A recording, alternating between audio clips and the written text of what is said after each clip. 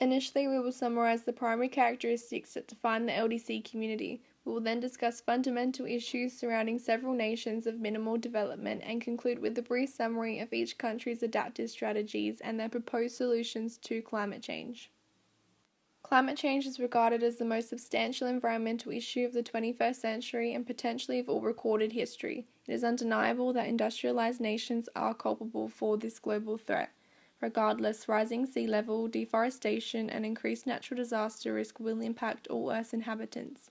Therefore, those that are incapable of adapting to and protecting themselves from rapid climatic change must be prioritized. This group, known as the least developed countries, or LDCs, constitute a significant portion of the world's population. The LDCs are the group of countries deemed the poorest and most vulnerable in the world by the United Nations. To be deemed an LDC, the country's gross national income must not meet the minimum of 1,404 Australian dollars. Countries of minimal development have weak human resources, where nutrition, health, education, and adult literacy are all lacking in comparison to first world countries. Moreover, LDCs tend to be viewed as economically vulnerable. This means that the agricultural sector is unstable, as is their export and import industry. As of 2017, there are 51 countries classified as LDCs, roughly a quarter of all countries in the world. Of these 51 countries, 34 are African, 10 are Asian, 5 are Pacific, and 1 Caribbean. Another way of interpreting this is that 62% of African countries, 20% of Asian countries, 35% of Oceanic countries, and 10% of Caribbean countries are LDCs. Climate change significantly affects the Earth and everything that inhabits it. The consequences of climate change have only been identified within the last few decades. However, human-induced climate change has been in effect for thousands of years. The mass burning of fossil fuels since the Industrial Revolution has released over 600 billion tons of carbon dioxide into the atmosphere. Deforestation and large-scale farming beginning 8,000 years ago are major culprits. The greenhouse effect has altered Earth's natural systems so much that many scientists believe we have entered a new geological epoch known as the Anthropocene or Age of Humans. Global temperatures increase, sea levels rising, sporadic weather events, droughts, floods, ocean acidification, ozone damage, and the disruption of interglacial cycles are examples of the devastating impact of climate change.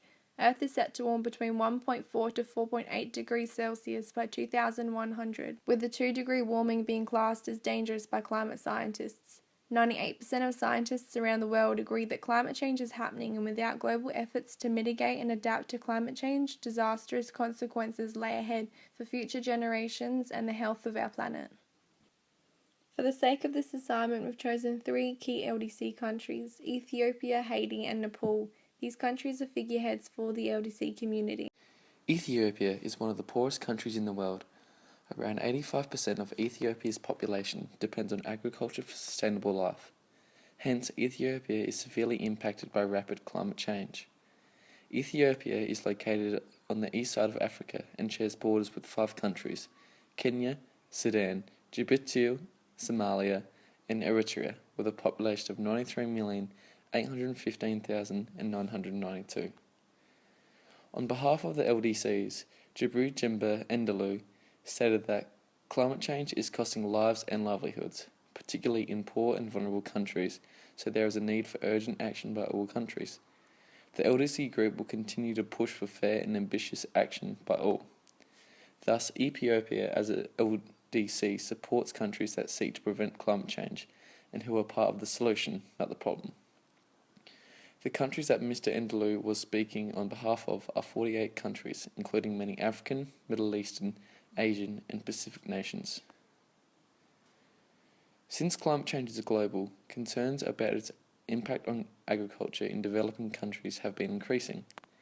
Climate change is particularly damaging to the countries in Africa, such as Ethiopia, who are dependent on rain. Today, 85% of Ethiopia's population is still engaged in subsistence agriculture, and the other 15% live in what is classified as dry land area. It is expected that changes in climate will lead to regular droughts and heavy rainfall in different parts of Ethiopia, reducing the quantity of arable land and decreasing crop productivity. For example, there was a flood in 2006 located in western Ethiopia that destroyed 1,650 hectares of maize and reduced agriculture benefits by 20%. Food shortages and cases of malnutrition arose in the region. A case study was done on how farmers adapt to unpredictable climate, suggesting that rapid change in climate affects crop revenue per hectare. Slight increases in temperature during summer and winter significantly reduces crop net revenue per hectare. Similarly, slight increases in precipitation during spring significantly increase net crop revenue. It is predicted that throughout the next 100 years, the crop net revenue will keep reducing due to these varied climatic factors. Climate change also impacts on the general health of the Ethiopian citizens through transmission of disease. Malaria transmission has been associated with varied maximum temperature. Specifically, in the highland sector of central Ethiopia, a correlation has been identified between increased malaria prevalence and warming trends from 1968 to 1993. Dengue fever is also recognised as a disease that worsens during periods of rapid climate change. Dengue fever is the world's most prevalent mosquito-borne virus and is predominantly carried by Aedes aegypti mosquito. This mosquito is strongly affected by the density of water and climate, including variability in temperature and moisture. As air density varies in irregular climate, this mosquito thrives without appropriate precautions. Climate change also impacts the community through lack of water resources, sanitation and hygiene.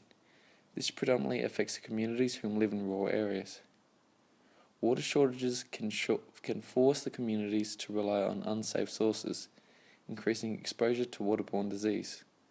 Regular self-cleansing in this water affects personal hygiene. Children often walk large distances to retrieve water to sustain their family. These journeys disrupt their school programs, adversely impacting their education. Industrialized countries are the world's biggest polluters, inadvertently provoking climate change. Since Ethiopia is a developing country, it is not industrialized. Therefore, it is reasonable to think that Ethiopia does not contribute to climate change. This may vary as Ethiopia aims to industrialize. Ethiopia is one of the world's largest coffee bean suppliers. As natural disasters destroy bean plantations, the world loses supply to a very important industry. Developing countries are most vulnerable to climate change. However, they lack the financial, technical, and administrative resources required to combat negative impacts. Ethiopia has prepared well by establishing national goals such as dedicating a $7.5 billion budget towards climate change adaptation and reaching zero net carbon emissions by 2025. Moreover, Ethiopia works to develop strategies for adaptation to agricultural vulnerabilities. As a significantly poor nation, Ethiopia is exposed to the worst impacts of climate change. Therefore, Ethiopia may deliberately overlook climate change mitigation and instead focus on addressing present concerns through adaptation. Primarily, Ethiopia has focused on developing a more resilient agricultural industry as a fundamental component of Ethiopia's economic growth. Variability in climate alterations threatens the livelihood and sustainability of this relationship. Current strategies focus on adjustment to crop and livestock production, natural resource management and diversification to create new food and income resources. Ethiopia's National Adaptation Programme of Action develops adaptation policies for issues with the highest potential for positive impact.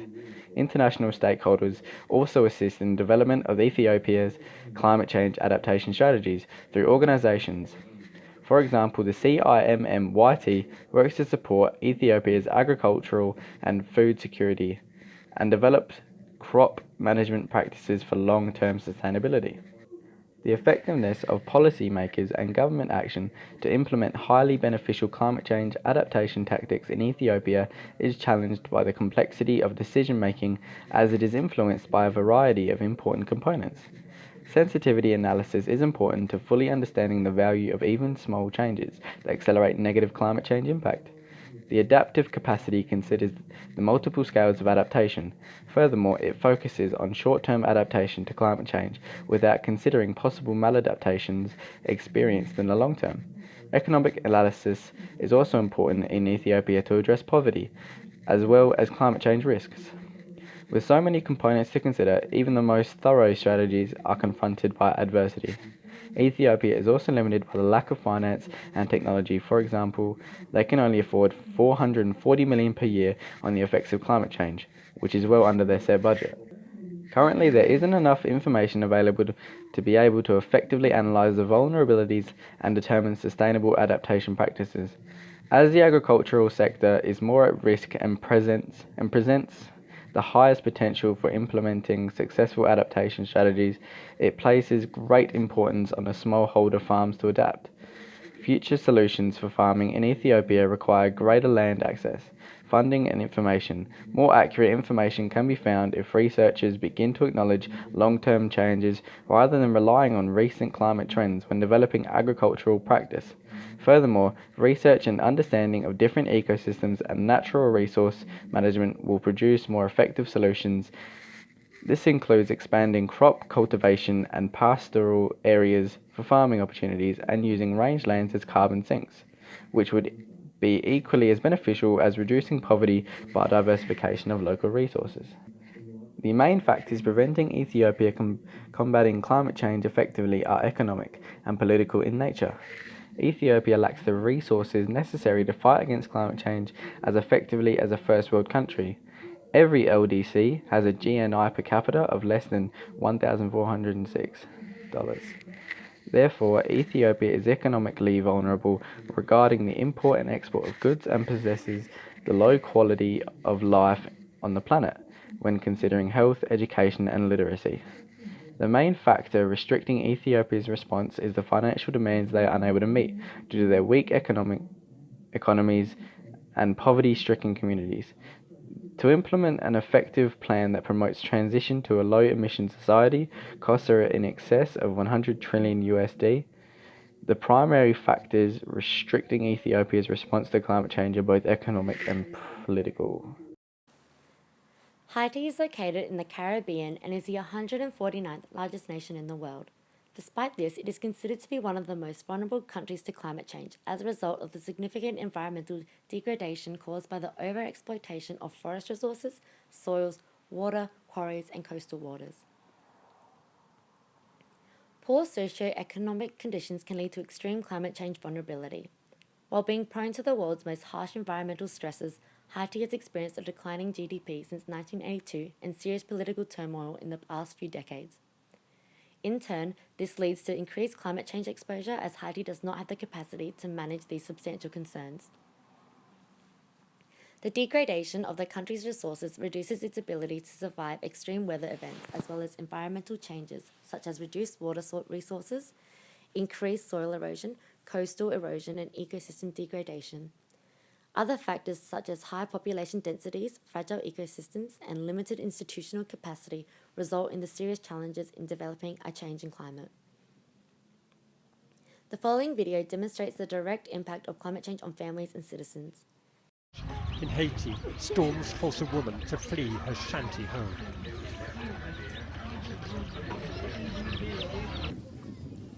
Burkina Faso in West Africa, a flash flood destroys a village. On a vu effectivement, nous avons perdu effectivement tous nos biens, The women's cooking les ustensiles utensils, de cuisine des our femmes, houses. Apart from a few, all the houses nos were habillements, lost.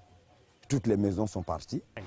chimanga chidapitawo mbali I imodzi lost 3/4 of my maize crop. mpunga sitinapeze Also the bwinayi beans, rice, tidachuluka sweet madziso potatoes, nyemba all swept away. sitinakolola mokwanira chifukwa chochuluka kwa madzi. It's banal to say it. The most vulnerable are the most exposed. The poorest countries, the least responsible for global warming, the most susceptible to the natural disasters it causes. Burkina Faso, 90% of the population live off farming. Like its West African neighbors in the Sahel, here there are repeated droughts, failed harvests. And this, the result. 300,000 children under 5 acutely malnourished. And as one drought succeeds another, the situation worsens. Disrupted crop cycles can lead to hunger and malnutrition. Countries like Burkina experience critical temperatures, affecting the people's welfare, the productivity of their crops. Haiti lies in a hurricane corridor and is plummeted every rainy season by tropical storms that destroy crops and infrastructure. In 2008, in the space of 30 days, 4 hurricanes occurred where over 60% of agricultural crops were destroyed and over 1,000 people killed. These hurricanes have resulted in a higher mortality rate and greater infrastructure damage than any other environmental disaster or climate change-related source of degradation. As a result of climate change, the occurrence and severity of hurricanes is increased. Damage due to flooding has increased as deforestation and heavy downpours have removed topsoil. As a result of climate change, precipitation patterns become irregular, contributing to increased drought and excessive precipitation and attendant flooding. As a result of these extreme weather events, the food supply in Haiti is severely impacted. Erosion and poor soil health lead to decreased livestock and crop productivity. Diminished food production promotes malnutrition and a greater dependence on imported goods. Specifically, the fish market, a large part of the source of nutrition for people in Haiti, is expected to decline due to the changes in ocean temperature and salinity increase. Haiti contributes to climate change through the consumption of fossil fuels comprising of coal, oil, petroleum, and natural gas production. 22.02% of energy consumption in Haiti is comprised of fossil fuels. 19.99% of the energy sources in Haiti emit methane, and 7.89% of the energy sources emit nitrous oxide. 91.29% of the electricity production is from oil, gas, and coal sources, and Haiti consumes electric power at 38.97 kilowatts per capita. Wood is the main source for energy in Haiti, accounting for 70% of the energy consumption in 2006, resulting in an estimated 6,000 hectares of soil lost each year. Haiti's capacity to combat climate change is limited due to insufficient budget and inadequate technologies. Moreover, as a small, isolated island, Haiti is subject to significant adversity by culpable, big polluting nations such as the United States and China. Thus, minorities like Haiti must be supported and prioritized in adaptation and mitigation efforts. Data collection at a local level, local government action, refined agricultural practice, and ecosystem preservation are being pursued by Haitian governments as methods of initial adaptation to climate change. Generally, environmentally friendly business and sustainable income options are promoted by influential organizations like the United States Agency for International Development to make climate change adaptation more appealing and realistic. As these strategies are being promoted by informed figures, it would suggest that they have been effective in other parts of the world. However, determining the effectiveness of these strategies is difficult, as their influence can only be gauged over long periods.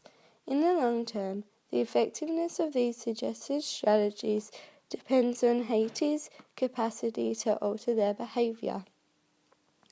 Imported fossil fuel is the primary energy source for developing countries as it is acquired easily and is affordable. 90% of this energy is petroleum and the remaining 10% is oil. Renewable energy technology is relatively recent innovation. Countries of minimal economic growth cannot afford to implement this technology. Therefore, they become heavily reliant on fossil fuel consumption, increasing carbon emissions and climate change rates. Moreover, in disaster risk management, plans are deemed inaccurate at present to deal with climate change consequences.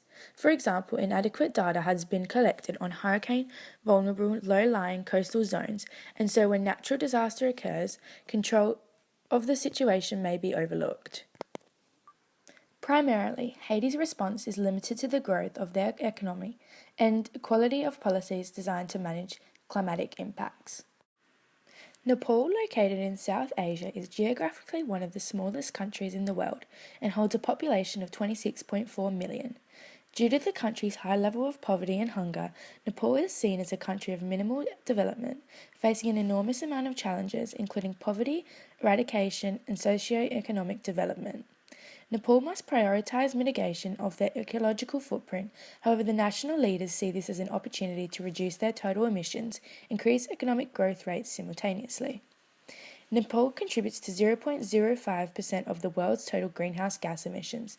Nevertheless, the government is investing in solar technology as a method of reducing harmful emissions. Utilization of this renewable energy source not only decreases their ecological footprint, but also serves a solution to their energy crisis. Nepal's government is one of the most proactive in increasing their reliance on renewable technology. For example, the government has subsidized solar panels installation to promote their use. Growing initiatives and policy development illustrate their proactive, positive mentality of the Nepalese government towards emission reduction.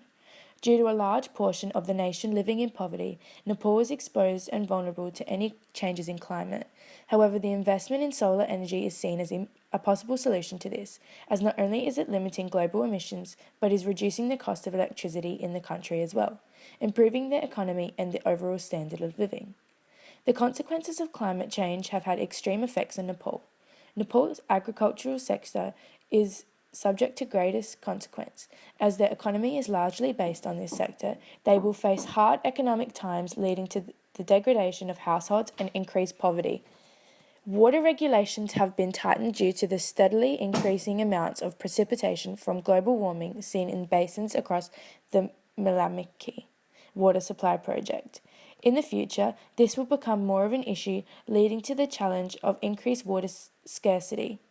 A decline in Himalayan birch growth has been recorded for the past few decades due to increasing temperature and moisture decrease during spring in central Nepal.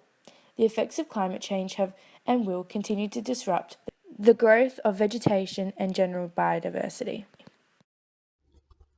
Deforestation has been identified as a key contributor to climate change in developing countries. The clearing of land emits carbon dioxide into the atmosphere and decreases the prevalence of oxygen. Many households in Nepal rely on using resources from forests every day where oxygen production is a necessity. Reducing emissions from deforestation and forest degradation in Nepal aims to create forestry policies to protect forests. However, this poses many problems for regional communities, taking away their key resources and affecting their cultural practices. Due to the visible fading of its white caps, the Himalaya typifies the visible impacts of global warming. Because of this, Nepal has put in place the Pilot Program for Climate Resilience. This is a $1.2 billion program that assists national governments in integrating climate resilience into development planning across sectors and stakeholder groups. It also provides extra funding to put the plan into action and pilot innovative public and private sector solutions to pressing climate-related risks. This program helps establish a solid foundation for integrating climate change into national, sectoral, and sub-national level planning. For the Nepalese, when they have a drought, their coping strategy is temporary migration, as the unpredictability of rainfall reduces the amount of food intake and trading of livestock. Migration is a usual practice, which has become more common and lasts for around 6 months. Temporary migration is exclusively male-orientated, as women remain in the impacted area to continue agricultural cultivation. These strategies are generally effective, but recently, temporary migration has progressed longer than 6 months due to the negative impact of climate change. When flooding occurs, the most effective strategy is to create places of refuge prior to the floods, as it keeps the community safe and positively impacts livelihood. It is common for resource packs to be created for times of emergency. Nepal, like most underdeveloped countries, is constrained in its response to climate change. Many locals are not fully educated on the topic of climate change and face extreme poverty, making it more difficult for the progress of climate change mitigation and adaptation in its communities. Nepal's unstable economy, paired with corruption in governance, makes it extremely difficult for worthwhile and expensive policies and procedures to be implemented. It's important to consider the views of all stakeholders so an unbiased insight is given. The Catholic Church and other large religious organisations have taken a post-conventional stance on the fight against climate change. Led by Pope Francis, the Catholic Church demands that UN negotiators agree to a goal of complete decarbonisation by 2050. The Church sees this plan as a way to preserve planet Earth, link climate change to social justice, and protect those living in poverty. As a result, Catholic officials from 5 continents have signed and are in agreement with this strategy. Pope Francis has pleaded that decision-makers place the common good ahead of national interests and that they protect our common home and all of its inhabitants. Francis also believes that developed nations should take the most aggressive stance on emission mitigation, as they are primary culprits. As less economically developed countries, we agree with the Catholic Church's stance on climate change, as they believe this should be solved through measures of fairness and equality. Therefore, more developed countries who have been the main emission contributors carry most of the burden. The European Union. The European Union have identified the impacts that climatic changes have on them and the rest of the world. Thus, they have rectified their Paris Summit Agreement, now aiming to lower emissions by 40% by 2030. Decision makers are aware that the EU is the third largest party in the world behind India and the United States, and therefore must act as a world leader in the fight against climate change. They believe that emissions schemes must be fair and equitable, with developed nations carrying a large portion of the burden of lowering emissions, while providing financial support to less developed nations. The EU, unlike many of the world leaders, is on track to meet their portion of the agreement. However, a 40% reduction is not consistent with limiting warming to 1.5 degrees, as emissions will still remain. The United States. The United States, when led by Barack Obama, were seen as role models and pioneers in the fight against climate change. Although at the time they were the largest emitting nation in the world, a green movement was occurring through Parliament, with hundreds of green initiatives taking force in combating global warming. With the growth in renewable energy being seen as a way to employ millions of Americans, unemployment rates decreased and growth of domestic products increased. This strategy advocated their promise to lower emissions by 26 to 28% by 2025. Although the United States was still one of the two largest polluting nations in the world, they were on track to reduce emissions at a greater rate than any other country. However, since then, Donald Trump has become the 45th President of the United States and has a very different stance on climate change. One of his first commitments as president was to eliminate harmful and unnecessary policies such as the Climate Action Plan, while promising to revive America's coal industry. If Trump does get his wishes, the United States will not reach their climate mitigation pledge. The recent shift in leadership has and will have devastating impacts upon developing nations. Moreover, the US is set to offer less financial support, making it more difficult to reach our emission goal. At the Climate Change Paris Summit of 2015, Australia ratified their pledge to lower emissions by 26 to 28% by 2030, placing them in company with most other economically developed countries. Australia believes that this is an aggressive and fair strategy. However, political parties disregarded many mitigation plans, deeming them inadequate to fight climate change. Emissions from electricity production are rising rapidly, which is worsened by the federal government's continual skepticism of renewable energy. Astonishingly, federal ministers have advised states to reopen their coal-fired power stations as more beneficial alternatives. The post-2020 pledge from China suggests that it is one of the most influential leaders in the fight against increased warming. By 2030, the government has agreed to lower their carbon intensity by 60 to 65%. This will be aided in their promise to increase their forest carbon stock volume by 4.5 billion cubic meters. The forest will act as a carbon sink, where fauna absorbs CO2 from the atmosphere, decreasing their ecological footprint. The pledge from China clearly illustrates their stance on mitigating the effects of climate change. India's first significant attempts to mitigate emissions came from their pledge at the Paris Summit, promising to develop more sustainable energy sources. As a result, India will gain 40% of its electricity needs from either renewable energy or lower carbon sources by 2030, leading to a slash in carbon intensity emissions of 33 to 35%.